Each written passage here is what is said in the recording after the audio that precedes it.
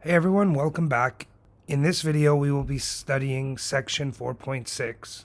This section is effectively the culmination of all the things we've done in chapter 4, except 4.5. We will take the idea of optimization, specifically under some constraints, and apply it to some toy examples. By this I mean, we're going to solve some problems that have some real-world anchoring, but are somewhat simplified in order to be more approachable. Due to the nature of this section, the majority of this video will be examples. I will spend the beginning of the video summarizing all the things we've learned in section 4.1, 4.3, and 4.4. So let's start by recalling 4.1. 4.1 had two major ideas. The first was the definition of a critical point. Critical points are places where the derivative either doesn't exist or is equal to zero. This theorem given here is the reason critical points are so important. This theorem basically gives us an algorithm to help us find the absolute max and min of a differentiable function on a closed interval. From this theorem, we know that the absolute max and min of a differentiable function must either happen at the critical points or endpoints of the interval. Amongst the many things we learned in sections 4.3 and 4.4, there were the first and second derivative tests. These tests give us two different methods we can follow to classify the type of local extrema that exists at a critical point. These tests will help us verify that the answers we find in this section are actually the answers we're looking for. If any of what I just said sounds unfamiliar to you, either go back and watch the previous videos or pause the video and review these topics before we move on. So this is the first example we're going to work on together. It's about having a fixed amount of fencing and trying to make a pen that has the largest area possible. Now, from what we've learned in this chapter, we know how to find absolute maximums and minimums of functions on intervals. So our goal in this problem is going to be to find the function and find the interval on which we need to solve this problem. Since all these problems are fundamentally word problems, there is a large reading comprehension component. As such, the best first step is often to take a deep breath before diving into the text of these problems. In this video, I will do my best to lay out a structure that will help you identify the important parts of every problem for when you're working them out on your own. Because of these various moving parts, I have decided to do the first example on the slides rather than written out on an iPad screen as I have done in other videos. I'm hoping by doing it this way it'll be easier to lay out the different steps I'm going to use to solve this problem. Reading through the problem, we see that we're going to build a rectangular fence. So I'm going to start by drawing a picture of a rectangle and labeling its sides so that I can use it in later steps to organize my work. When you're working on your own problems, I highly recommend drawing a picture before you get too far into the problem. It can really help you to succeed. So as I said before, our goal is to take this problem and in some way rephrase it as finding the absolute maximum or minimum of a function on an interval. So a good place to start is to ask yourself, what must the function be? To what value, what quantity are we trying to maximize or minimize? As you can see here, highlighted in red, it's the area of the pen we're trying to maximize. Luckily, our pen is a rectangle, so we know that the area is just the length times the width of the rectangle. So now we just need to find the interval on which we're going to maximize the area. This may not be entirely obvious when you first read the problem, but I would remind you something I said back in my video from 4.1. And that was the role our domain was playing in the maximization problem. Specifically, it was playing the role of a constraint on our optimization problem. So instead of asking ourselves, on which interval are we solving this problem, let's ask ourselves, what is the constraint, or what is the limitation we have in this problem? Well, as you see, we only have 200 yards of fence. So how do we express this mathematically? Well, in the picture, the black line represents the fence. Or in other words, the fence is the perimeter of our rectangle, and we know the formula for the perimeter. Before we move on, let me try to convince you. Behaves like a closed interval. If we graph the equation, 2L plus 2W equals 200 on the WL plane, we get a line with slope -1. Moreover, since the length of rectangles have the bad habit of being positive, we know that both W and L must be non-negative numbers. As a result, we only care about the segment of the line in the first quadrant. If you turn your head sideways, you may notice that this line segment has an uncanny resemblance to a closed interval. That is not an accident, and this is why this constraint behaves like a closed interval. Going back to our example, we notice that there's still one issue to deal with. In this case, the area, which is the function we're trying to maximize, depends on two variables, the length and the width. Now, while in Calc 3 we will learn more sophisticated methods to allow us to optimize functions that depend on more than one variable, up to now we've only dealt with functions of one variable.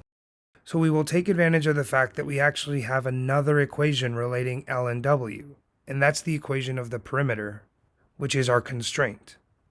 So what we'll do is we can solve for one variable in terms of the other. Here I chose to solve for L in terms of W, and plug it back into the area function in order to have a function that only depends on the width. In general, it doesn't matter which variable you solve for. We could have solved for the width, for example, and we would get the same answer at the end of the day. Often, there is a better choice for which variable to solve for. This can be based on which function has a nicer derivative or a variety of other factors. Recognizing for which variable you should solve takes experience. So it's important for you to try a lot of these problems on your own. One way to develop this skill is to solve the problem multiple times by doing the various substitutions. Then ask yourself which of these was easier or harder and why it was easier or harder. So now that we have the area as a function of only the width, we need to ask ourselves what are the possible values for W? Well, we know that the width can't be negative, so it must be at least 0. Because we have 200 yards of fencing and we know there's two sides of the fence of length W, so we know W can be at most 100. Thus, the domain for our area function is the closed interval from 0 to W. Notice that the interval 0 to 100 is the exact same interval we saw before. As W is the first coordinate, if we just remove the second coordinates on our line segment on the right, we get the interval 0 to 100 with the endpoints. So now we have a function, the area in terms of W, and a domain 0 to 100, including the endpoints. We can now reword this problem as finding the absolute maximum of our function A on the interval 0 to 100. We've done this many times, so I'm going to rush to the next part. But effectively, what we have to do is find all the critical points of A, and then check the value of the critical points against the values of the endpoints. The largest output value will be the absolute maximum value. The final step, and arguably the most important step, is to actually answer the question we were asked. Originally, we were asked to find the dimensions that gave the maximum area. We found that the maximum value occurs when the width is 50, and thus we know that the length must be also 50. So the answer to this question is that the maximum area occurs when the dimensions are 50 yards by 50 yards. If the question had instead asked, what is the maximum area you can achieve, our answer would instead be 2,500 yards squared. Don't forget your units. So now let's look at a similar example, but with one extra catch. Now we're going to build, with the same 200 yards of fence, a pen against a wall that is much longer than anything we're building. So once again, let's figure out the dimensions of the largest pen we can build. So I recommend you all pause the video here and try it for yourself. It'll be very similar to the one we just did, with one major change. Just like before, we start by identifying what it is we want to optimize. But also like before, it's again the area of the pen. So now we ask ourselves, what's our constraint? Well, just like before, it's the amount of fencing we have. But one thing is different. Now, we only need to build 3 of the 4 walls of the pen. When we write down an equation representing our constraint, we only need one length. Even though this isn't the perimeter of the whole pen, it is the total length of fence, and we write it as L plus 2W equals 200. So now, as before, we're going to solve for one variable in terms of the other. We could solve for L in terms of W like we did in the previous example, but instead of doing that, we're going to solve for W in terms of L, just to shake things up.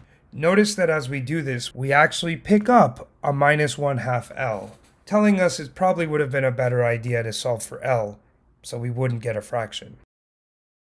Like before, we use the expression we just found for W to find the area in terms of just the length. We also see that the domain must be the interval 0 to 200 because there's only one side of length L. If you want to see it in symbols, let's look at our constraint one more time. L plus 2W equals 200. And we know both L and W must be greater than or equal to 0. So the smallest L can be is L equals 0. The largest L can be happens when W is equal to 0, so L equals 200. So now it comes down to just finding the absolute max of our function on the interval 0 to 200. And we've done this plenty of times, so I'm going to rush through this. Feel free to pause the video if you need to stop to see what happened at any point.